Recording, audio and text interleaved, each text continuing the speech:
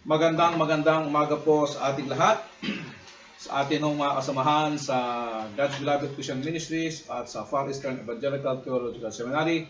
Isa pong magandang umaga sa ating lahat and happy COVID-19. Sa ating mga nakakwarantina sa buong Nueva Ecija, magandang umaga po sa ating lahat. Sa araw pong ito ay pagdiriwang natin ang araw para po sa ating mga nanay. Kaya binabati ko po ang ating mga kananayan sa buong FITS, no? Sa buong FITS Seminary, binabati ko po ang ating mga kananayan. Una po, binabati ko po ang mga kananayan ng CJCB San Jose, no? Sa pangunguna ni Pastora Emilita Gatmunton, Ate Janet Collado, no? Ate Maria de la Cruz, Ate Princess de la Cruz, no? At sa mga iba pa hong mga kananayan dyan, yung nanay ni Engineer Joe Marie at nanay ni Brother Darwin, no? Nanay ni mga kananayan po natin dyan sa San Jose, ni Elaine, no? At ni Ella, no? Ella. Magandang umaga po sa inyo. Sa mga kananayan ho natin sa Marawa, sa pangunguna ng Mrs., no? Yung si Pastor Melo ay nasa Italy, kay Jocelyn Aquino de la Cruz, no? Kay Kabebe, kay nasananay ni Marvin, no? Kay Ate Nora, at sa mga kababayan din natin, kananayan natin sa Malaiba. So sa inyo po dyan sa Marawa at sa Malaiba, Haen, Happy Mother's Day po sa mga nanay. Gayon din po sa nanay ni Pastor Melo, no? Happy Mother's Day. Sa mga kananayan po sa San Isidro, sa pangunguna ni Pastora Renet Gatpunton, yung mga kapatid ho dyan ni Pastora Emilita, at sa mga kananayan din ng mga kapatid ni Pastor Ed Gatpunton, ano? Magandang Happy Mother's Day po sa inyo. Sa mga kasamahan natin dyan sa Caridad Grace, no? Kay Ate Fe, asawa ni Pastor Vic, no? Pastora Fe, magandang umaga po sa inyong lahat dyan at sa mga kananayan natin dyan sa Caridad Grace. Gaya din po sa kananayan po sa Cornerstone Bible Church sa Llanera, no? Pangunguna ni Pastora Elmi, at sa mga kananayan po dyan, Happy Mother's Day. Sa mga kananayan po natin sa ALCC, no? Sa Talavera ALCC, sa pangunguna ni Pastora Mila Santos, yung misis ni Pastor Santos, nandito na sa Pilipinas. Si Ate Julieta, no? Pastora Roslyn, Pastora Lovely, at kay Pastora Rodeline, no? Sa mga kananayan din natin dyan, sa nanay ni Pastora Isang, sa nanay ni Pastora Rhea, at sa mga kananayan pa po natin dyan sa Abundant Life Christian Church, sa ALCC Talavera, magandang umaga po sa inyong lahat. Dahil din po sa Lord Jesus Covenant Church, no? LJCC Llanera, no? Sa kay kumaring Rona Simon, nandiyan sa wala siya sa Llanera, nasa Spain, no? At gayon din kay kumaring Arlene Marsan, no? Diyan sa Spain. Kay Ate Violeta, Nanay Violeta Blanca, no? Nanay ho ito ni Pastora Mimi. Kay Ate Beverly Marsan, no? Kay Ate Jeline Marsan, kay Sally Selga, Mrs. Mendoza, no? Mrs. Loretta, Mrs. Asuncion, at iba pa pong mga kananayan dyan. Happy Mother's Day po sa inyong lahat. Ngayon din po sa asawa ni Pastor Alex, si Sister Marivic Dayat, no? Magandang umaga po sa inyong lahat at Happy Mother's Day. Sa ating mga kasamahan sa GBCM, no? Sa mga kasamahan natin sa Kita-Kita, kay Nanay Linda Cuenca, kay Ate Tina Cuenca, kay Roxanne, no? Kay Ate Vilma, kay Teacher Lani, Teacher Lenlen, Joses, Abigail Arquero, no? At kay Nanay Abilina Kawagdan, no? Diyan po sa Kita-Kita, magandang umaga po sa inyong lahat at Happy Mother's Day. Doon din po sa mga kasamahan natin sa Santo Tomas, no? Na naka-lockdown ho dyan sa Santo Tomas. Magandang umaga po kay Teacher Lani Asuncion, no? Kay Ate Loisa, no? Kay Nanay Siling Reyes, no? At kay Ate Susan Bermudez, no? Happy Mother's Day po sa inyo dyan, sa pamilya po ng Asuncion at Reyes. Ngayon din po sa mga kasamahan po natin sa Teachers Village, no? kay Ate Seni Mendoza, no? Kay Christine Facunla, no? Magandang umaga sa inyo dyan at Happy Mother's Day, no? Sa mga kasamahan natin sa Talugtog na nasa Canada na ngayon, si kay Ate Nora Niegos, Happy Mother's Day po sa inyo dyan, no? At sa mga kasamahan po natin dyan sa Canada. Gayon din no, sa kapatid ni Pastora Nora Joyce Aliaga, kay Jessa Sarmiento at kay Jennifer Rupino, no? Happy Mother's Day po sa inyo. Sa atin mga kasamahan dyan sa Katalanakan, no? Kay Nanay Inday, kay Beverly Pidines, at kay April, no? Happy Mother's Day. At sa paboritong advisor ni Pastor Nora Joy, si Teacher May Mendoza, no? Happy Mother's Day po. Special mention daw yan, no? Sa mga kasamahan din po natin dyan sa Lupao, no? Kay Nurse Melinda Valdez, no? At kay Pastora Ofelia Ariola. Magandang umaga po and Happy Mother's Day. Sa mga kasamahan natin dyan sa Iram, Olongapo, sa Divine Grace, sa Olongapo, kay Ate Rose Breon, no? Kay Teacher Sally, kay Ate Nora, kay Nana Estiling, at kay Joanne, no? Magandang umaga po at Happy Mother's Day po sa inyong lahat yan. Sa mga kasamahan natin sa Fitz Music at Fitz Nihongo class, no? Shawasena Hahaoya, no? Pagpasensya niyo kung medyo alanganin yung aking pronunciation. Ang ibig sabihin ho nun ay Happy Mother's Day in Nihongo, no? Kay Ate Marites Pangilinan, no? Kay Teacher Marites Domingo, no? Kay Donalyn Ballesteros, kay Larry Pangilinan, kay Gladys Faye Adelante, kay Ayumi Goto, no? Kay Rona, yan, kay Johanna Goto, at kay Joanne Domingo. Sila ho ang ilan kasama-kasamahan ho natin sa Fitz Nihongo class. So, Shawasena Haoya, no, para po sa inyo. At sa mga kasamahan ho natin sa mga partners ho ng Fitz Seminary, kay Nanay Rona Balon, no, dito po sa Bantog. Balon, no. Ganon din po kay Ate Ethel, no, Estigoy, no. Nakatulong ho natin sila sa pagtuturo. Kay Ate Adel, Dr. Adel Valdez, no. Gayon din po dyan sa Italy, si Ate Josie, no, Josephine Notario, no. Sa Manila, yung partner ho natin sa music ay si Ninang Edna Gomez, no. At dyan ho sa US naman, yung misis na aking kaklase, si Dory Insigne, no. Happy Mother's Day po sa inyong lahat, no. Sa akin ho mga kapatid din, sa kapatid ko rin at sa mga hipag ko, kay Esther Clavicilla, dyan ho sa Binyan, Laguna, Happy Mother's Day. Sa hipag ko po dyan sa San Jose del Monte, Bulacan, kay Ate Lita San Jose Estolioso, no. Happy Mother's Day. Gayon din kay sa hipag ko dyan sa Cavite, sa Kawit, no, kay Ate Roda Estolioso, Happy Mother's Day. Sa mga kababayan ko po sa Mindoro, no, Happy Mother's Day po sa inyong lahat. At sa buong Pilipinas, diniwang ho yan, at sa buong mundo, Happy Mother's Day. Nais ko pong idulog po kayo sa Panginoon sa pananalangin bago po tayo mag-umpisa sa ating panambahan. Tayo po tumulong lahat at tayo po magpasalamat sa Diyos sa mga kananayan na pinagkaloob niya sa atin.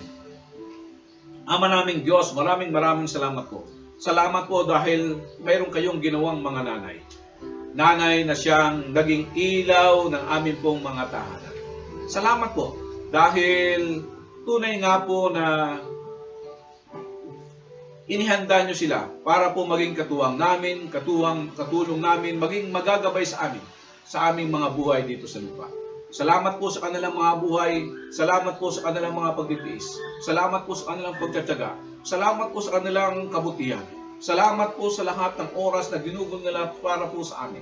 Salamat po sa kanila na isang napakalaking regalo nyo na ibinigay nyo sa aming mga buhay. Kaya Ama, pinapasalamatan ka po namin sa buhay ng aming mga nanay. Hinihilin po namin, Ama, na ang mga nanay ngayon na mayroong mga karamdaman, kayo po ang yumakap sa kanila at tumipo sa kanila sa barig ng karamdaman.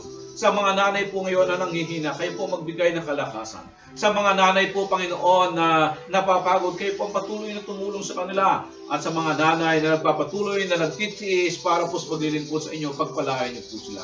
Hinihiling po namin ang mana, igawan niyo po ang inyong mayamang pagpapalag bendisyon sa lahat po ng aming mga nanay. Igawan niyo po sa kanila ang mabuting kalusugan, kalakasan ng katawan, at haba pa ng buhay na mayroong kaligayahan at maranasan nila ang maligayang buhay sa pamamagitan po ng aming pagpapasalamat sa kanilang kabutihan na ginagawa sa aming mga buhay. Salamat po, Ama. Sila po isang dakilang regalo na pinagkaloob niyo sa amin. Kaya hiniling namin, Ama, na pagpalain niyo sila. Habaan niyo pa po ang kanilang mga buhay. Bigyan niyo po, Panginoon, pinakananasan ng kanilang mga puso. Upang sa ganoon, Ama, maranasan po nila isang masaganang buhay na iyong pinangako dito pa man sa lupa at maging po doon sa buhay na walang hanggan. Purihin ka, Ama, sa amin pong mga nanay. Salamat po sa pangalan ni Jesus. Amen.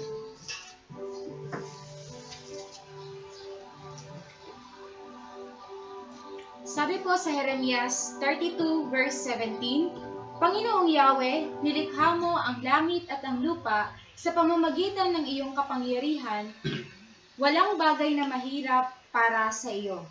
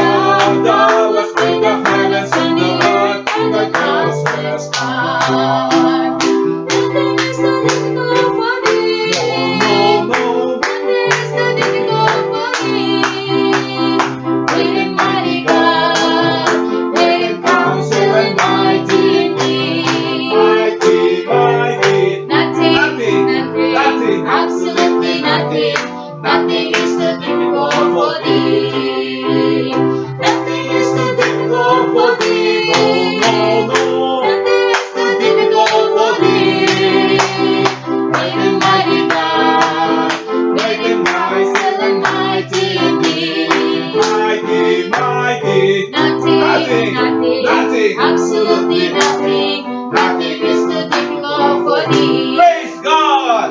Nothing.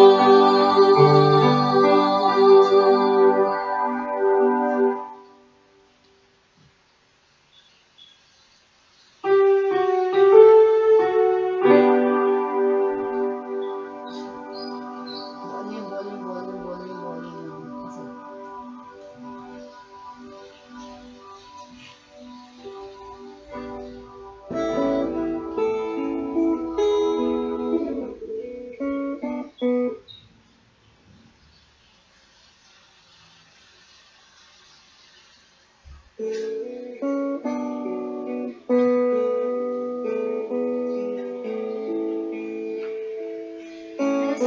assurance, Jesus is mine. Oh, what a foretaste of glory divine, heir of salvation, purchase of God, born of His Spirit, washed in His blood. This is my story, this is my song, praising my Savior all the day long. This is my story, this is my song, praising my Savior all the day long. Perfect submission, perfect delight, visions of rapture now burst on my sight. Angels descending, bring from above, echoes of mercy, whispers of love. This is my story, this is my song, praising my Savior all the day long. This is my story, this is my song, praising my Savior all the day long. Perfect submission, all as at rest. I in my Savior am happy and blessed, watching and waiting, looking above, filled with His goodness, lost in His love. This is my story, this is my song, praising my Savior all the day long. This is my story, this is my song, praising my Savior all the day long. Praising my Savior all the day long.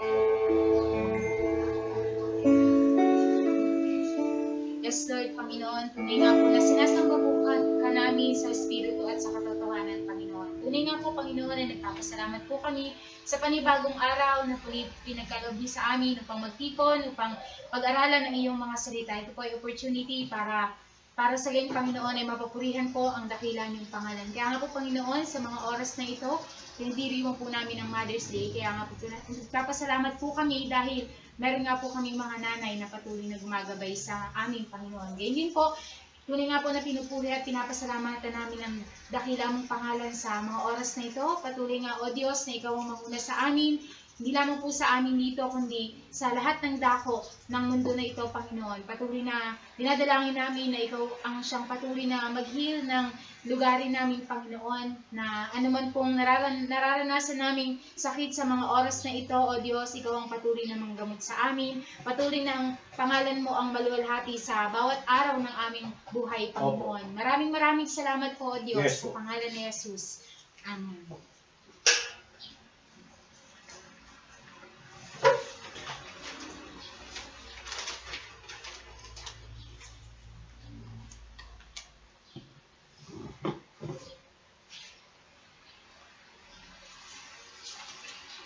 Magandang umaga po muli sa ating lahat, buong Pilipinas, buong mundo. Isa pong magandang umaga po sa ating lahat. Sa umaga pong ito, ay nais ko pong basahin sa inyo ang tinatawag po nating The Final Resolution of Apostle Paul. the final resolution of Apostle Paul. Pag sinabi ho nating final resolution, ito po yung mga huling katiyakan ng kanyang mga pananalita, mga huling pananalita para po sa iglesia ng Diyos. No? At dito po nakasalalay yung tinatawag po nating buhay pananampalataya at ang buhay ng katatagan ng kanyang pananampalataya sa pagsunod sa ating Diyos. Kung meron ho kayong mga Biblia, sama-sama po nating buksan sa Roma Kapitulo 8 at pag-aaralan ho natin ang talatang 35 hanggang talatang 39. Romans chapter 8 verses 35 to 39. And I will be reading from the Magandang Balita Biblia. Mamaya po babasahin ko sa NIV. Sundan niyo po sa inyong mga Biblia sa inyong kinarupuan. Roma Kapitulo 8 talatang 35 to 39. Sino ang makapaghiwalay sa atin sa pag-ibig ni Kristo? Ang kaguluhan kaya, ang kapigatian, ang pag-uusig, ang pagkagutom, ang kahirapan, ang panganib o kamatayan. Ayon sa nasusulat, dahil sa inyo ay buong araw kaming pinapatay, turing nila sa amin ay mga tupang kakatayin lamang. Hindi. Sa lahat ng mga ito, tayo laging higit pang mapagtagumpay sa magitan niya na nagmamahal sa atin. Sapagkat nagtitiyak kong walang makapaghihiwalay sa atin sa kanyang pag-ibig, kahit ang kamatayan o ang buhay, ang mga anghel o ang mga pamunuan, at ang mga kapangyarihan, ang kasalukuyan o ang hinaharap, ang kataasan o ang kalaliman, o alinmang nilalang ay hindi makapaghihiwalay sa atin sa pag-ibig ng Diyos ay pinagkaloob sa atin sa magitan ni Kristo Jesus na ating Panginoon. Sa NIV po, ganito ang sinasabi, who shall separate us from the love of Christ? Shall trouble or hardship, or persecution, or famine, or nakedness, or danger, or sword? As it is written, for the sake we face death all day long, we are considered as sheep to be slaughtered. No, in all these things we are more than conquerors through Him who loved us. For I am convinced that neither death nor life, neither angels nor demons, neither the present nor the future, nor any power, neither height nor depth, nor anything else in all creation will be able to separate us from the love of God that is in Christ Jesus, our Lord. Amen. Sino ho ba si Apostol Pablo? Si Apostol Pablo po ay pinanganak noong AD 6. No? He was born to a Roman country. No? He was given a Roman citizenship because ang kanyang magulang ay doon ho naninirahan sa Tarsus, which is ang tawag ho natin yun ay modern Eastern Turkey. No? Siya po ay nag-aral simula by AD 20 to AD 30, no? 10 taon no, nag-aral ho siya ng Torah sa Jerusalem under teacher ng Gamaliel. Siya po isang Pariseo. Noong AD 30 to 33, he persecutes the followers of Jesus. Siya ho nanguna sa persecution ng mga tinatawag nating the Jesus of Nazareth sa Jerusalem at sa Judea hanggang siya nakarating sa Damascus. So in AD 33 to 36, he was converted on the way at he spent 3 years in Arabia, no? In the desert of Arabia in order to study the word of the Lord. And in AD 36, he returned to Damascus to preach that Jesus is the Messiah. In AD 36, he flees Damascus because of persecution. He visits Jerusalem and meets with apostles. In AD 34 to 44, he preaches in Tarsus and the surrounding region. In AD 44 to 46, he was invited by Barnabas to return to go to Antioch, to teach in Antioch. And with Barnabas, visit Jerusalem in AD 46 to bring a famine relief offering a mission trips. No. In AD 47 to 48, kasama po niya si Barnabas, no. Pumunta po sila sa Cyprus and Galatia, no. Yung mga bayan sa Southern Galatia, no.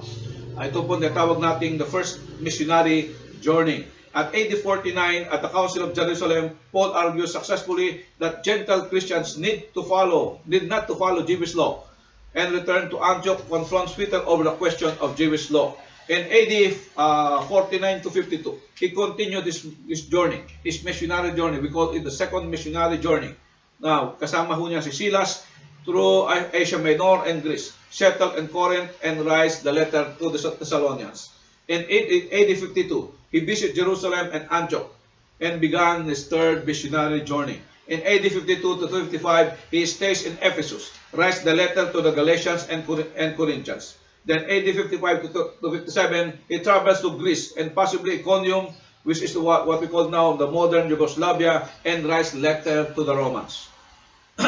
And then in AD 59 to 7 to 59, he returned to Jerusalem and was arrested, imprisoned at Caesarea. In AD 59 to 60, he appears before Festus and appeals to Caesar and start the voyage to Rome. And AD 60 to AD 62, he was under house arrest at Rome. He writes the letters to the Philippians, Ephesians, Colossians, and Philemon. In AD 62 to 64, it was believed that he was released and he journeys to Rome. He writes letter to Timothy and to Titus. In AD 64, he returns to Rome and he was martyred in Rome. Siya po ay naglingkod sa Diyos for 31 years of full-time service. Siya po ay naglingkod sa Panginoon for 31 years of full-time service. Ang sulat na ito ay sinulat niya matapos po ang 24 na taong paglilingkod at ito ang dahilan kung bakit nagtagumpay si Apostol Pablo sa mga dating pangkarasan ng paglilingkod sa Panginoon.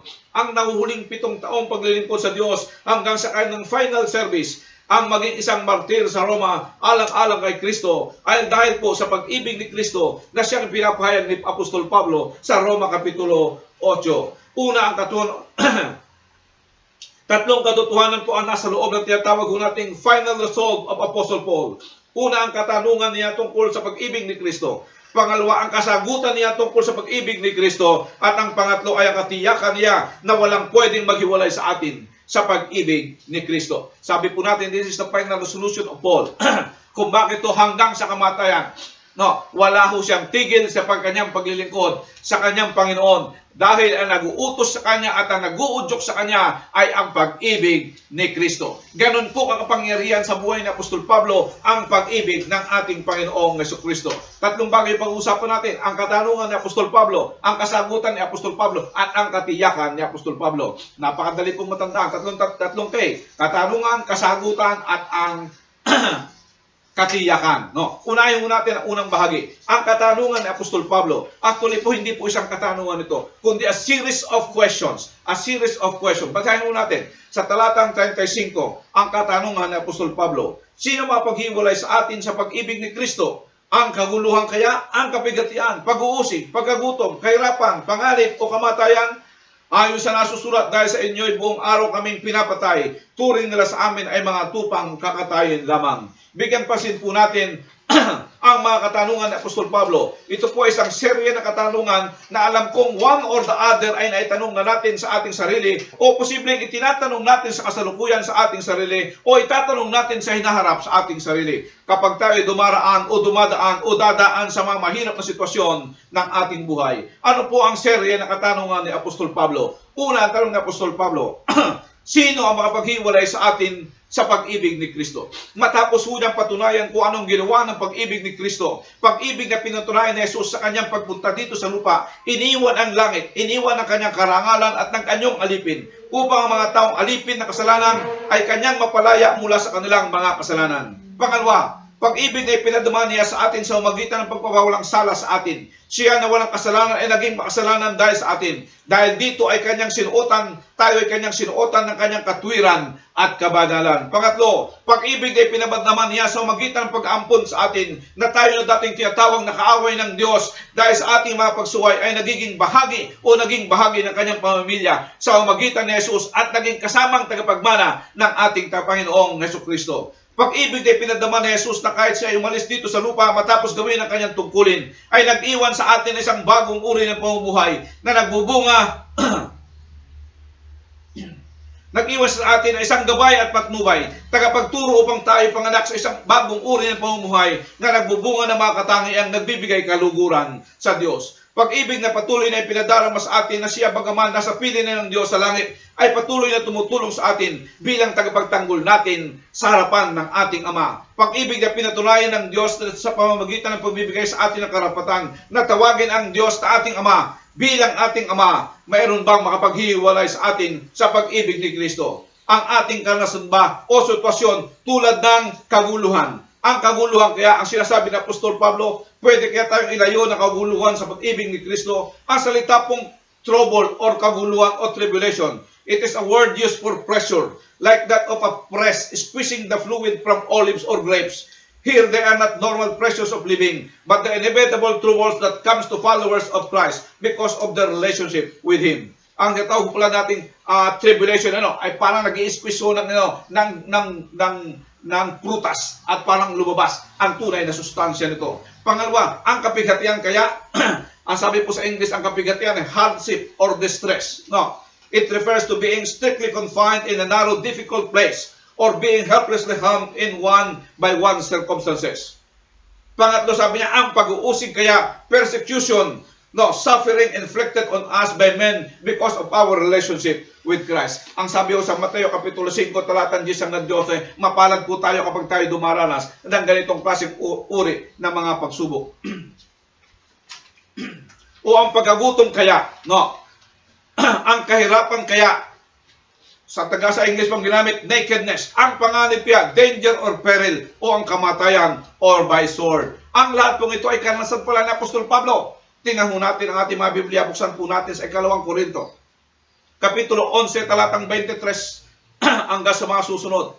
Ang sabi po dito, bakit ko pa nasabi ito ay mga karanasan ni Apostol Pablo? Mas nauna pong isinulat ni Apostol Pablo ang Korinto kaysa sa Roma. Basahin po natin talatang 23. Sila ba'y mga lingkod ni Kristo? Mas mabuti akong lingkod ni Kristo kaysa sa kanila.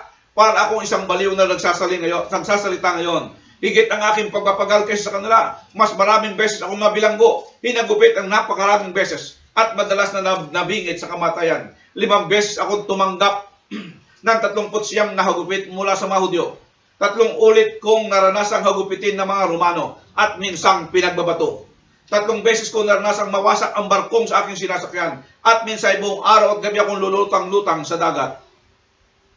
Sa malimit kong paglalakbay, nalagay ako sa iba't ibang panganib, sa mga ilog, sa mga tulisan, sa aking mga kababayan at sa mga hintil, mga panganib sa lungsod, sa ilang, sa dagat, sa mga huwad na kapatid. Naranasan ko rin ang labis na hirap at pagod, malimit na pagpupuyat at matinding gutom at uhaw. Naranasan kong ginawin, ngunit wala man lamang maibalabal. Bukod sa lahat ng ito ay araw-araw kong pinapasaan ang mga alalahanin para sa lahat ng mga iglesia. Nakita ho natin na ito ho pala ang sinasabi ni Apostol Pablo na pwede bang makipaghiwalay sa atin ay karanasan ni Apostol Pablo sa kanyang paglilingkod sa Panginoon. Ay paano naman po, Pastor, kapag tayo ay may sakit tulad ngayon? Buksan po natin ang ating karanasan ni Apostol Pablo sa 2 Korinto Kapitulo 12, talatang 7. Ay ganito po ang ating mababasa. Sa verse 7 po, ngunit upang hindi ako magyabang sa dami ng kamanghamanghang mga bagay na nasaksiyan ko, ako'y binigyan ng pahirap sa aking katawan na nagsisilbing sugo ni Satanas, upang pahirapan ako at nang sa gayon hindi ako maging palalo. 3 beses kong idinalangin sa Panginoon na alisin to, ngunit ganito ang kanyang sagot. Ang kagandahang loob ko ay sapat na para sa iyo, sapagkat lubusang nahayag ang aking kapangyarihan kapag ikaw ay mahina. Kaya't buong galak kong pinagmamalaki ang aking mga kahinaan upang manatili sa akin ang kapangyarihan ni Kristo. Alang-alang kay Kristo, ako'y may kasiyahan sa gitna ng mga kahinaan, mga pagkutya, mga kahirapan, pag-uusig, at kagipitan. Sapagkat kapag ako ay mahina, doon ako nagiging malakas. Sa mga bagay pong karanasan ng Apostol Pablo, ito po ang kanyang naging konklusyon. Sa kanyang kahinaan, nahayag ang kapangyarihan ng Diyos. Sa kanyang kahinaan, doon niya naranasan ang tunay na kalakasan. Ang kasagutan po ni Apostol Pablo, pangalawa, sunain niyo merito natin, ang mga tinatawag po natin, posibleng hadlang sa pag-ibig ng ating Panginoon Kristo. Ano naman ang kasagutan ni Apostol Pablo? Talatang 37. Ang sabi niya, hindi. Sa lahat ng ito, tayo'y lalong higit pang magtatagumpay sa pamamagitan niya na nagmamahal sa atin. Ang susi po pala sa tagumpay ay maging higit na mapagtagumpay ay siya at ang kanyang pag-ibig sa atin. Sino po yung siya? Ang ating Panginoong Hesukristo. By that love that we are enabled to obtain the victory over all such adversities na inilista ni Apostol Pablo. Ano yung mga adversities na inilista ni Apostol Pablo? Ang adversities, ang kaguluhan, ang kapigatian, ang pag-uusig, ang pagkagutom, ang kahirapan, ang panganib, o ang kamatayan. Yun po ang ating naranasan sa sitwasyon ngayon. Tinanong natin ang sagot ng Apostol Pablo. Ang sabi niya, hindi. Dahil ang pag-ibig niya ang nagsusustena sa atin upang hindi lamang po upang natin mapagtagumpayan, kundi higit na mapagtagumpayan ang mga bagay na ito. Kaugnay po nito, ay sabi ni Apostol Pablo sa kanyang sulat sa mga Pilipos, sa Pilipos Kapitulo 4, talatang 13, ganito, I can do all things through Christ who strengtheneth me. Ang susi po ay si Jesus at ang kanyang pag-ibig. At hindi lamang po ordinaryong tagumpay ang sinasabi ni Apostol Pablo, kundi sobra-sobrang tagumpay. Kung sa laban po ang score ay tambak ang kalaban. Bakit po? Ang salita pong more than conqueror ay made up po of two words. No? Ang sabi po natin dito yung salita pong nikaw, no?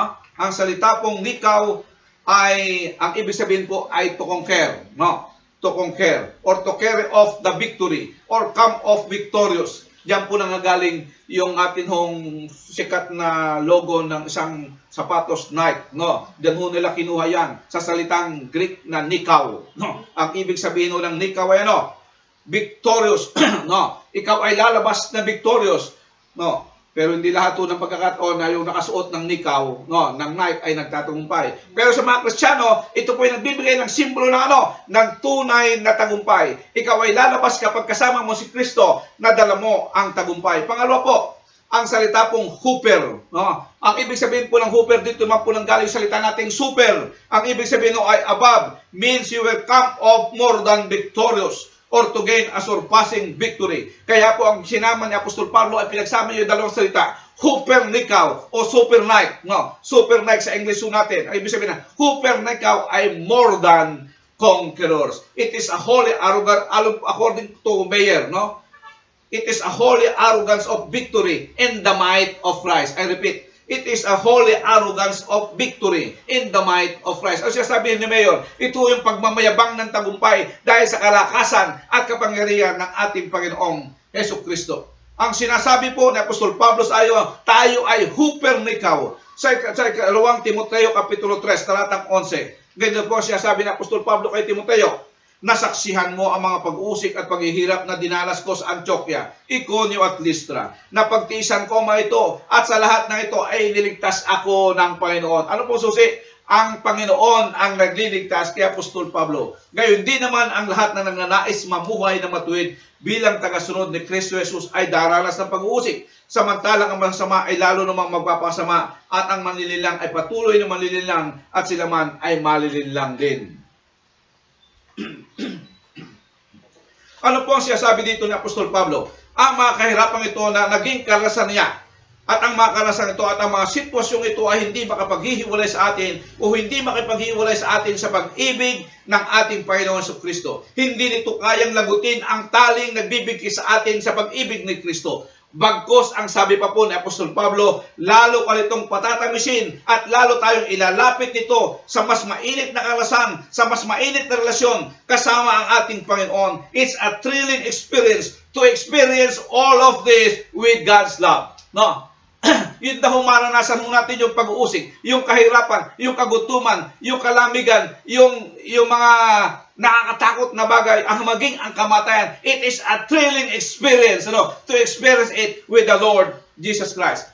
Bakit po natin masabing it's a thrilling experience kay Apostol Pablo? Sa kanya po ay thrilling experience. Dahil sa kanyang makarasan, iniligtas siya ng Panginoon, patuloy na iniligtas ng Panginoon. At tingnan natin ang mga iba pong patutuo na hindi naman po kay Apostol Pablo. Tingnan natin sa Lumang Tipan kung paano naging thrilling experience yung mga bagay na ito. Yung kahirapan, yung pag-uusig, yung kagutuman, yun yung mga pagdaan ho sa apoy. No? Paano ito naging thrilling experience sa kanila. Unahin natin the example of tribulation. No? Example of tribulation. Nasabi natin the purpose of tribulation is to press out upang alisin mo sa atin yung mga hindi maatutulong, upang mailabas lang mo sa atin yung tunay na ikaw at ang mukha ng ating Panginoong Jesucristo.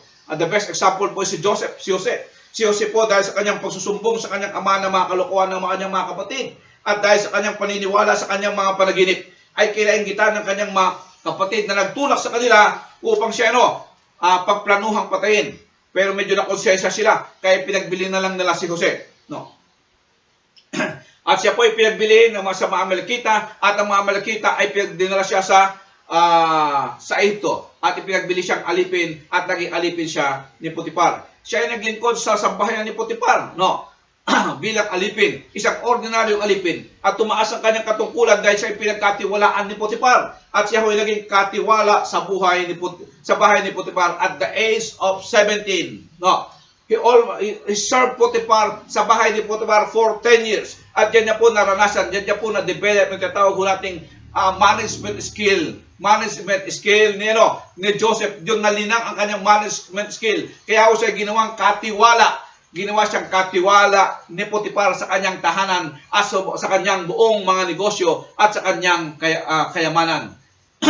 At the age of 27, siya po ay nabilanggo. Siya po ay nabilanggo at the age of 27. He stayed sa loob ng bilangguan for 3 years. No. Pero dahil nakita ng bantay ng bilangguan na siya ay magaling na tagapangasiwa, ginawa din ho siyang tagapangasiwa doon ho sa loob ng bilangguan. At kung babasahin po natin, ito pang madalas po binabanggit ng Biblia. Nung siya po ay nasa bahay ni Potiphar, ang sabi ng Biblia, kasama niya ang Diyos. Sa loob ng bilangguan, ang sabi ng Biblia, kasama niya ang Diyos. Sa loob ng bilangguan, nagkaroon siya ng kaibigan na nangako sa kanya siya ay tutulungan at sasabihin sa hari ng Ehipto ang kanyang kalalagayan. Subalit siya ay nakalimutan. Pero ang Diyos hindi siya nakalimutan. No. After 3 years, sa loob ng bilangguan, isang araw na naginip ang Paraon. At sa kanyang panaginip, ano po nangyari? Naalala nung naging kaibigan ni Jose sa bilangguan, si Jose. At dahil dito, pinatawag si Jose simula sa bilangguan. At dahil sa karunungan ng Diyos, si Jose ay binigyan niya ng kaalaman upang ipaliwanag ang panaginip ng hari ng Ehipto. At dahil dito, ano po nangyari? Siya ay ginawang gobernador ng Ehipto at the age of 30. Ilang taon ho ang tinatawag ho nating tribulation sa buhay ni Jose? At the age of 17 and at the age of 30. 13 years, sa loob ng 13 taon, si Jose si Jose ay sinanay, si Jose ay tinuruan upang maging mabuting tagapangasiwa ng isang pamahalaan, upang siya ay nakahanda sa siya ay nanguna sa bansang Ehipto. Sa salita pong hardship, isa po sigurong mabuting halimbawa ay ang buhay ni David. Sino po ba si David? Si David po ay anak ni Jesse, isa pong magpapastol. Sa kanyang kabataan ay niras siyang hari ng Israel, kahit buhay pa ang unang hari ni Saul. Siya ay bunsong anak ni Jesse na hindi ipinagmamalaki ng kanyang ama. No, kabaliktaran mo sa atin yon. Di ba pag bunso, ipinagmamalaki. Ang bunso ang parang malab na lab. Pero si David, no, nung tinanong ni Propeta Samuel si Jesse, ilan bang yung anak? Sabi niya, 7 po. Hindi kasama ang kanyang anak na si Jose. Pangalo po, nung siya po ay naglilingkod na kay Haring Saul, naging sundalo nito matapos niyang mapatay si Goliath. At matapos ang maraming pagtagumpay, ay pinagsulosan ni Haring Saul na posibleng umagaw sa kanyang trono. Dahil dito pinagplanuhan niya nitong patayin si David. Siya ay tumakas kay Saul na walang dala. Katunayan, hinirampan niya ang espada ni Goliath nasa tabernakulo sa Silo. At nakikain pa siya dito. At dahil sa ginawa ng mga pare niya pagtulong kay David, ang mga pare sa Silo ay pinapatay ni Haring Saul. Tumakas siya sa lugar ng mga Pilisteo. At nung mahuli siya, nag-anyo silang baliw. Bumalik siya sa lupain ng mga Hudiya at nabuhay na patago-tago kay Haring Saul. Dito po sinamahan siya ng mga tao ng may 400 na kanyang mga kamag-anak at yung mga taong kalaban ng lipunan. At sila po ay nagtago hanggang sila po ay naging 600. At dumating ho ang halos maraming taon na pagtatago kay Haring Saul bago siya muli naging hari ng Israel ayon sa pinangako ni Propeta Samuel.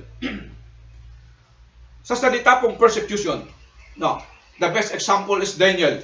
Si Daniel po, mabasa po natin ang kwentong ito sa Daniel chapter 6. Kung meron kayong Biblia, sundan nyo po. Babasahin ko po yung kwento. At hayaan po natin ang Biblia ang magkwento sa atin. Daniel chapter 6, sabi po dito, si Haring Dario ay pumili ng 120 pinuno ng mga rehiyon sa buong kaharian. Pumili rin siya ng 3 namamahala sa mga pinuno ng rehiyon at mga ngalaga sa kapakanan ng hari. At isa rito si Daniel. Si Daniel ang naging pangunahin sa 3 tagapamahala at sa mga pinuno ng mga rehiyon dahil sa pangbihira niyang karunungan. Dahil dito, inisip ng hari na siya ang gawing tagapamahala sa buong kaharian. Kaya ang dalawang kasama niya, tagapamahala at ang mga pinuno ng mga rehiyon, ay humanap ang may bibintang kay Daniel sa kanyang tungkulin. Kaya sinabi nila, wala tayong may bibintang sa kanya maliban sa mga bagay na may kinalaman sa kautusan ng kanyang Diyos. Nagkaisa silang humarap sa hari. Sinabi nila, mabuhay ang Haring Dario. Kami pong mga tagapamahala ng kaharian, mga pinuno ng mga rehiyon, at mga tagapayo ay nagkaisa sa palagay. Mabuti po ipag-utos ninyong sa loob ng 30 araw, ay walang sasamba o mananalangin sa ibang Diyos o tao liban sa inyo. Sino mang hindi sumunod sa utos na ito ay huhulog sa kulungan ng mga leon. Kaya mahal na ari, magpalabas po kayo ng gayong kautusan na inyong lalagdaan upang maging batas ng Media at Persia. Batas na hindi mababago ni mapapawalang bisa. At gayon nga ang ginawa ni Haring Dario. Nang malaman ni Daniel na nilagdaan na ng hari ang gayong kautusan, umuwi siya, hindi po siya natakot. Lumuhod siya at nanalangin at nagpasalamat sa kanyang Diyos sa isang silid sa itaas sa kanyang tirahan na may bukas na bintanang nakaharap sa Jerusalem. 3 beses niyang ginagawa ito sa maghapon gaya ng kanyang kinaugalian. Ngunit binabantayan pala siya ng kanyang mga kaaway. Nang makita siyang nananalangin, siya ay kanilang isinumbong sa hari at sinabi, hindi po ba't pinagtibay ninyo ang isang kautusan na sa loob ng 30 araw ay walang mananalangin sa sinumang Diyos o tao liban sa inyo at ihahagi sa kulungan ng mga leon ang sinumang lalabag dito? Sumagot ang hari, ang kautusan ng Media at Persia ay hindi mababago ni mapapawalang bisa.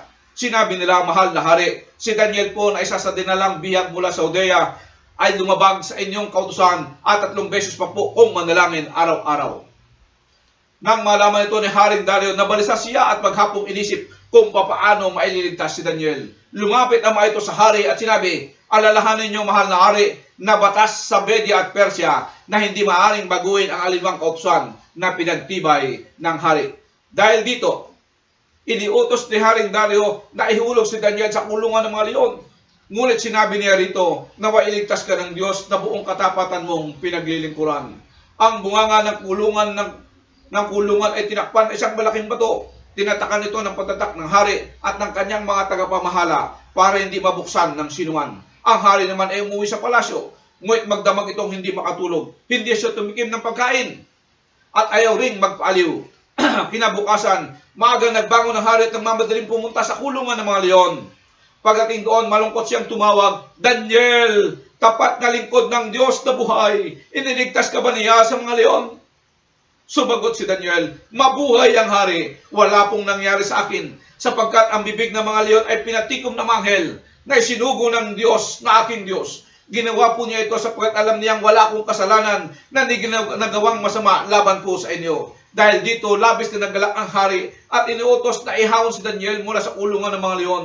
Nang siya ay mayaw na, wala silang nakita kahit isa man lang bahagyang galos sa katawan ni Daniel, sapagkat nagtiwala siya sa kaniyang Diyos. At ang mga nagbintang kay Daniel ay pinahulog ng hari sa kulungan ng mga leon, pati ang kanilang mga anak at asawa. Hindi pa sila halos sumasahil sa lupa sa kulungan, ay nilalapan na sila ng mga leon. Pagkatapos, sinulatan ni Haring Dario ang lahat ng tao sa bawat bansa at wika sa buong daigdig. Isinasaad ng sulat ay ganito, sumayin niyo ang kapayapaan, inuutos ko sa lahat ng aking mga nasasakupan na matakot at gumalang sa Diyos ni Daniel, sapagkat siya ang Diyos na buhay at manatili magpakailanman. Hindi mawawasak ang kanyang kaharian at manatili habang panahon ang kanyang kapangyarihan. Siya ay sumasaklolo at nagliligtas. Gumagawa siya ng kababalagan sa langit at sa lupa. Di po ba napakagandang patutuo na isang haring hindi naniniwala sa Diyos, pero dahil po sa kanyang patutuo ng kanyang lingkod na ang Diyos niya ay nagliligtas, ipinahayag pa ng haring ito ang kadakilaan ng Diyos ni Daniel. Di po ba sa karanasan ni Jose, sa tribulation ni Jose, di po bang masayang dumaan sa tribulation kapag kasama mo ang Diyos? Di po bang masayang dumaan sa distressing experiences na kasama ang Diyos? Ang distressing experiences, hindi yung nagbibigay sa atin ng stress, kundi yung nagbibigay sa atin ng kalakasan. Tinanong natin ang kwento ni Meshach, Shadrach at Abednego sa Daniel pa rin po, Daniel chapter 3, verses 8 and following. Sabi dito, nagutos po ang hari na magpagawa ng isang rebulto upang lahat ng tao sa buong mundo ay sumamba dito. At Sinamantala ito ng ilang mga namamayan ng Babylonia upang paratangan ng mga Hudyo. Sinabi nila kay Haring Nebuchadnezzar, mabuhay ang mahal na hari. Iniutos po ninyo na lumuhod at sumamba sa inyong ribultong ginto ang sino mang makanig sa tugtog ng mga instrumento at sino mang hindi sumunod ay hagis sa naglalagablab ng pugon. Hindi po sumunod sa utos ninyo sina Sadrach, Mesach at Abednego, ang mga Hudyong inilagay nyo bilang mga tagapamahala sa Babylonia. Hindi po sila naglingkod sa inyong Diyos, di sumamba sa pinagawa ninyong ribultong ginto. Nagalit siya rin Nebuchadnezzar na malig ito at ipinatawag niya 3 hari. Sinabi niya, Sadrach, Mesach at Abednego, totoo bang hindi kayo naglingkod sa aking Diyos di sumamba sa ribultong ginto na aking pinagawa? Iniutos ko sa inyong lumuhod kayo ngayon at sumamba sa pinagawa kong ribulto. Sa sandaling manig niyo ang tunog ng mga instrumento. Kung hindi, ipahagis ko kayo sa naglalagablab na pugon. Sa palagay ba ninyo may Diyos na magliligtas sa inyo mula sa aking kapangyarihan? Sina Sadrach, Mesach at Abednego ay tumugon, mahal na Haring Nebuchadnezzar, wala po kaming masasabi sa inyo tungkol sa bagay na ito. Gawin po ninyo kung iyan ang gusto nyo. Ang Diyos na aming pinaglilingkuran na magliligtas sa amin sa naglalagablab na pugon at mula sa inyong kapangyarihan. Kung hindi man niya kami iligtas, hindi pa rin kami maglilingkod sa inyong mga Diyos ni sasamba sa ribultong ginto na ipinagawa ninyo. Namula ang mukha ni Haring Nebuchadnezzar sa tindi ng galit kina Sadrach, Mesach at Abednego, kaya inutos niyang painitin pa ng 7 ulit ang pugon. Inutusan din niya ang ilan sa pinakamalakas niyang kawal na gapusin sina Sadrach, Mesach at Abednego at inihagis sa naglalagablab na pugon. Ginapos nga sila nang hindi inaalis ang damit, ang panloob at panlabas, turbante at iba pang nakasuot sa kanila at inihagis sila sa naglalagablab na apoy. Dahil sa mahigpit na utos ng hari na patindihin ang init ng pugon, lumabas ang apoy kaya nasunog at namatay ang mga kawal na nagdala kina Sadrach, Mesach at Abednego. Samantala, nakagapos pa rin na bumagsak na sa naglalagablab na apoy ang 3 kabataan. Nagtaka at biglang napatindig siya ni Nebuchadnezzar at itinanong sa kanyang mga tagapayo, hindi ba 3 lamang ang inihagis sa apoy? Opo, kamahalan, sagot nila. Bakit 4 ang nakikita kong walang gapos at naglalakad sa gitna ng apoy nang hindi nasusunog? At ang tingin ko sa ika-4 ay parang anak ng mga Diyos. Di po ba? Ang dumaan sa ganitong uri ng ang dumaan sa ganitong uri ng kwento, ng kasaysayan ay isang kagalakan at isang kalakasan sa atin pong mga tagasunod ng ating Panginoong Jesucristo. Sino po sa inyo ang dumanas ng gutom? Si Elisha po. No. Si Elisha po, siya po napaliguran ng mga kalaban ng hari ng Assyria at wala ho silang makain. Ang mga tao po ay kumakain na ng kanilang mga anak. At sinisisi si Elisha dahil sa pangyayari ito. Ang sabi ni Propeta Elisha, kinabukasan, ang 1 kilo ng harina ay mabibili sa umagitan ng 1 kusing. At nangyari nga po dahil po sa kapangyarihan ng Diyos. Sa paguntipan po, si Pedro, wala po siyang mahuli sa pagdabag sa pangingisda. Dahil sa pagpapagamit niya ng bangka niya at pagsunod niya sa utos ng ating Jesucristo. Nung sinabi ni Jesus, Pedro, ihagis mo sa kanan ng lambat. At inihagis niya at siya po'y nakahuli. Hindi lamang yung kanyang bangka, kundi ang mga bangka ng kanyang makasamaan ay napuno dahil sa kanilang pagsunod sa Diyos. Ang mga ganitong klaseng karanasan ay nagbibigay ho sa atin ng kalakasan. Yung mga tao pong sumunod sa ating Jesucristo, mayroon pong 5,000 tao ang sumunod sa ating Jesucristo at nangangaral. Ang sabi ni Jesus, huwag niyo silang pauwiin dahil sila'y mahugutom at mahihino sa daan. Pakainin sila. Ang sabi ng kanyang malagad, wala po tayong pera para pambili ng pagkain. At wala din po tayong mabibili ng pagkain na sasapat para sa kanila. At ang may nagbigay ho isang bata sa magitan ng 5 tinapay, 2 isda, napakain ang 5,000 lalaki, hindi kasama ang mga babae at ang mga bata. Ito po ang sabi ng Panginoon sa Isaiah 43.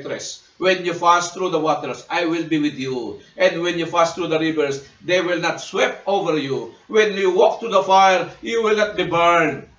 The flames will not set you ablaze. Sa Living Translation, ganito pong sinasabi, when you go through deep waters, I will be with you. When you go to the rivers of difficulty, you will not drown. When you walk to the fire of oppression, you will not be burned up. The flames will not consume you.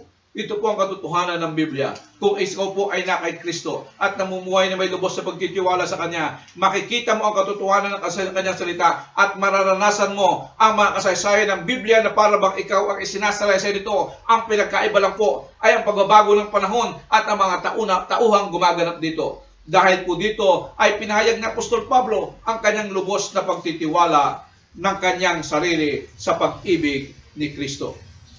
Pangatlo po, ay ang katiyakan ni Apostol Pablo sa talatang 38. Ang katiyakan ni Apostol Pablo sa talatang 38. Ang sabi po ng Biblia, sapagkat natitiyak kong walang makapaghiwalay sa atin sa kanyang pag-ibig. Kahit ang kamatayan o ang buhay, ang mga anghel o ang pamunuan o ang makapangyarihan, ang kasalukuyan o ang hinaharap, ang kataasan o ang kalaliman, o ang alinmang nilalang ay hindi makapaghiwalay sa atin sa pag-ibig ng Diyos na ipinagkaloob sa atin sa magitan ni Kristo Jesus na ating Panginoon. Ipinahayag ni Apostol Pablo na ang kanyang pagkakumbinsi sa katotohanan ng Ebanghelyo na kanyang pinangaral sa loob ng maraming panahon. Sinabi niyang sapagkat natitiyak ko, sa English ang sabi niya, for I am persuaded, I am convinced, ay kanyang sinasabi na matapos na niya ang matinding pag-aaral, matapos niya ang matinding pagsasaliksik at pagkumbinsi sa kanyang sarili ng katotohanan ni Kristo, at ngayon siya ay gumagawa ng isang konklusyon, isang matibay at matatag na konklusyon tungkol sa pag-ibig ni Kristo. Ano po ang kanyang katayakan? Finally expresses his persuasion that no created thing shall ever separate us from that love, shall ever be able to pluck us out of the Father's hand. Dahil ang sabi niya, ang kamatayan o ang buhay, that neither death nor life, ay pwedeng makapaghiwalay sa atin sa pag-ibig ni Kristo. Ano po ba ang pananaw ng Biblia tungkol po sa kamatayan at sa buhay? Ito pong sinasabi ni Apostol Pablo. Pilipos Kapitulo 1, talatang 21 hanggang 23. Sundan niyo po sa inyo po mga Biblia at babasahin ko po sa Magandang Balita, Biblia. Pilipos Kapitulo 1, 21. Sapagkat para sa akin, ang buhay ay kay Kristo at ang pagkamatayan ay pakinabang. Ano po? Hindi po pala dapat natin katakutan ang buhay dahil ang mabuhay ay kay Kristo at ang mamatay na kasama si Kristo ay pakinabang. Kung ako'y manatiling buhay, ito'y kapapakinabang sapagkat marami pa akong magagawang mabubuting bagay. Hindi ko ngayon malaman kung alin ang aking pipiliin. May pagtatalo sa loob ko. Nais ko nang pumanaw sa mundong ito upang makapiling si Kristo sapagkat ito ang lalong mabuti. Bakit po kay Apostol Pablo pananaw niya hindi makapaghihiwalay ang buhay at ang kamatayan? Dahil una po, si Kristo po ang tunay na buhay at siya po ang ang tumalo sa kamatayan. Kaya po ang kamatayan ay ginagamit ang Biblia, ang turing mo sa kamatayan ay pagtulog lamang. Ito po ay pintuan na ginagawa ng Diyos upang tayo makapasok sa buhay na walang hanggan. Dapat ba tayong matao sa kamatayan? Sa COVID-19, marami na po ang namamatay. Pero hindi po ito dapat natin katakutan. Dahil ang kamatayan, ang kamatayan ay kaparaanan ng Diyos upang tayo makapiling niya sa buhay na walang hanggan. Pangalawa po, ang sabi niya, ang mga anghel o ang mga pamunuan at ang mga kapangyarihan. Sa English, ang sabi niya, neither angels nor demons or principalities. Sino po ba ito? Ito po yung mga kalabang espiritual na humahad lang sa ating pagsunod sa Diyos. Ito po ang sinasabi ng Biblia sa Efeso Kapitulo 6, talatang 10. Bilang pagwawakas, magpakatibay kayo sa kalakasan galing sa Panginoon at sa kanyang dakilang kapangyarihan. Isuot ninyo ang buong kasuotang pandigma na kaloob ng Diyos upang mapaglabanan niyo ang mga pakanan ng dyablo, sapagkat hindi kayo nakikipaglaban sa mga tao, kundi sa mga pinuno, sa mga may kapangyarihan, sa mga tagapamahala ng kadilimang umiiral sa sanlibutan ito, sa mga hukbong espiritual na kasamaan sa ipapuwid. Kaya gamitin niyo ang kasuotang pandigma na mula sa Diyos, sa gayon makatatagal kayo sa pag-ipaglaban pagdating ng araw na sumalakay ang masama, upang pagkatapos ng labanan ay matatag pa rin kayong nakatayo. Anong sabi ni Apostol Pablo? We are Copernicao. God has given you everything for spiritual warfare. At dito pa lang sa lupa, talo na ang mga kalaban, talo po natin ang anghel, talo po natin ang mga pamunuan.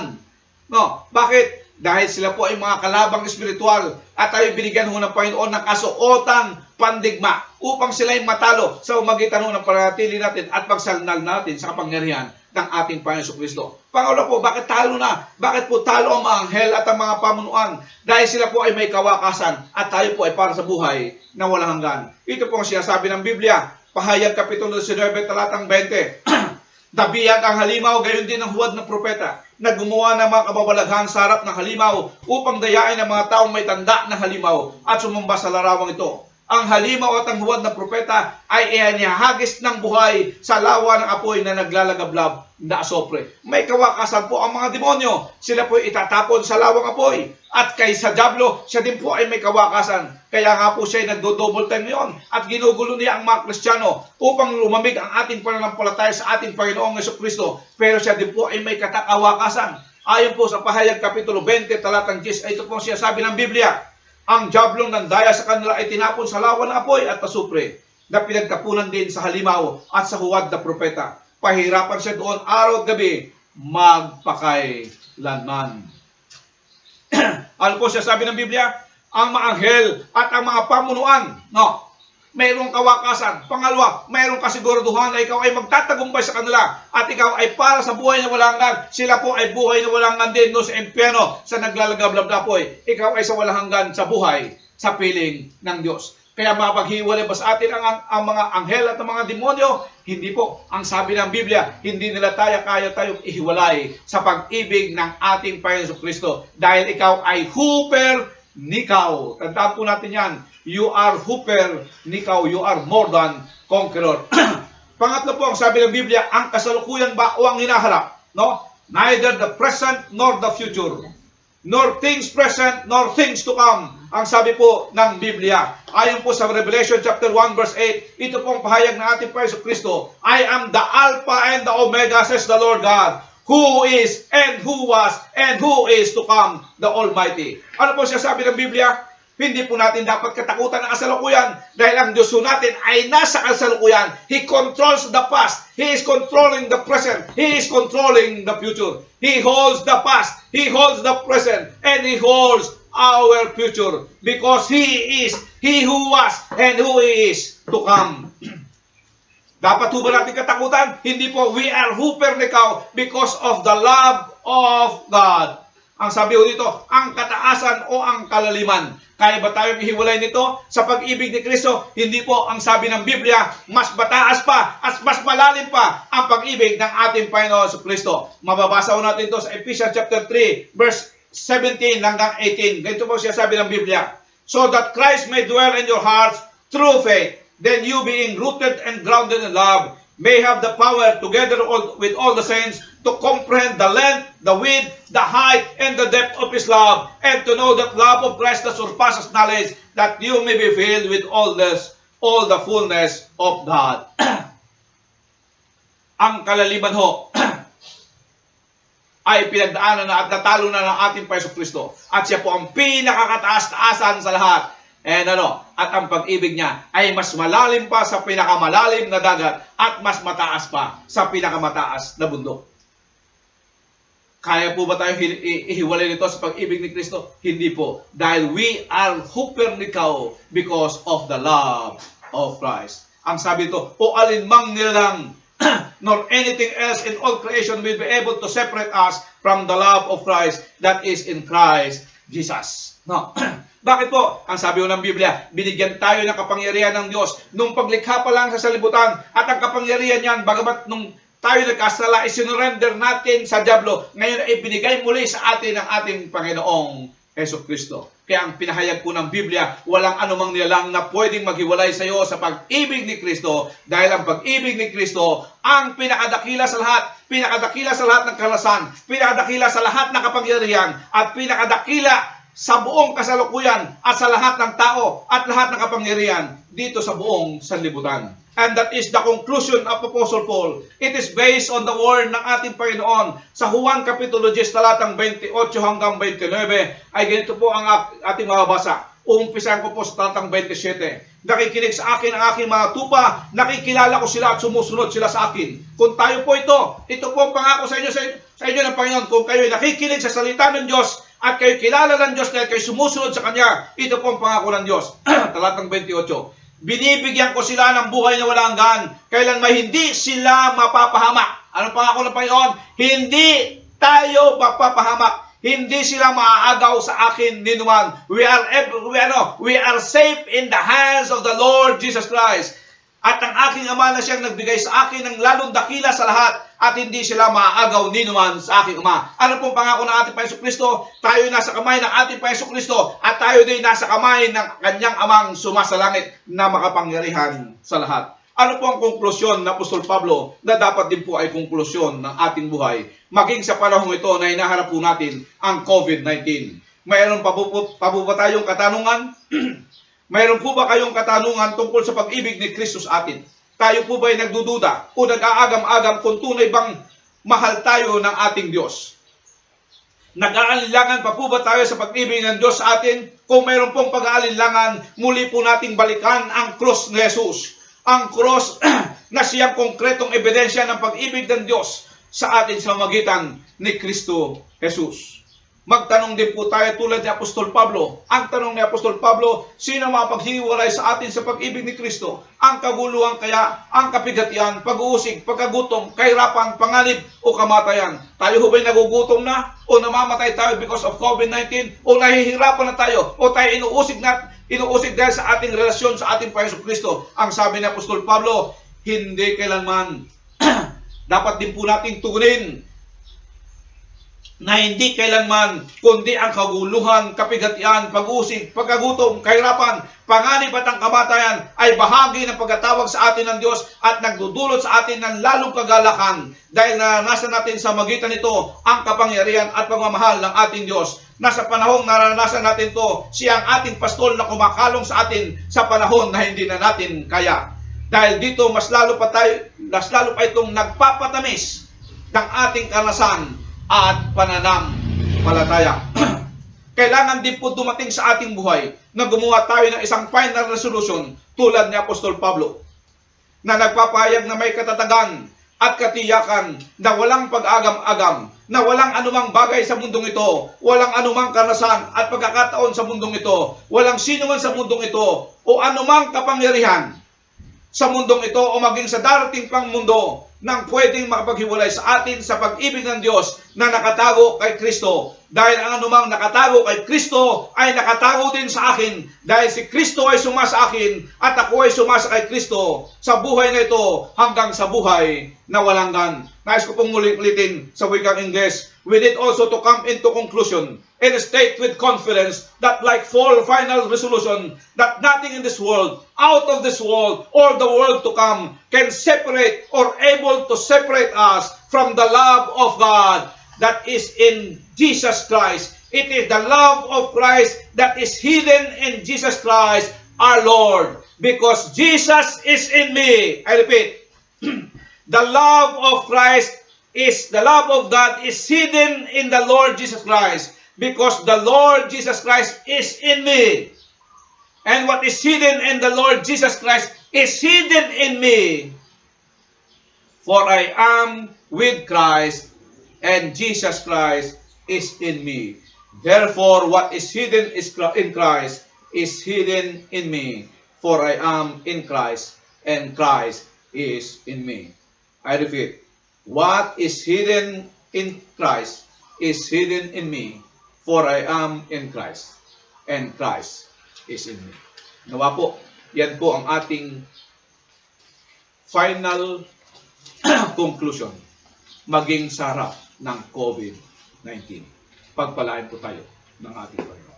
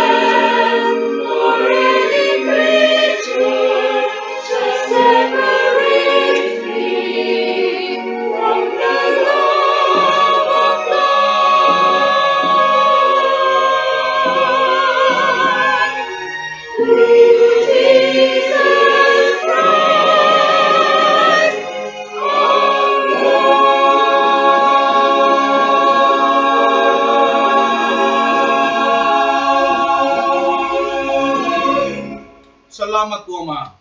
Salamat po sa inyong dakilang pag-ibig.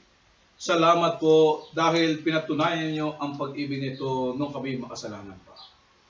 Panginoon, aming Ama, kung sa panahon po ng COVID-19 kami po ay nag-aalala, mayroon po sa amin nag-aalala. Inihiling po namin, Ama, nadagdagan niyo po ang aming pananampalataya.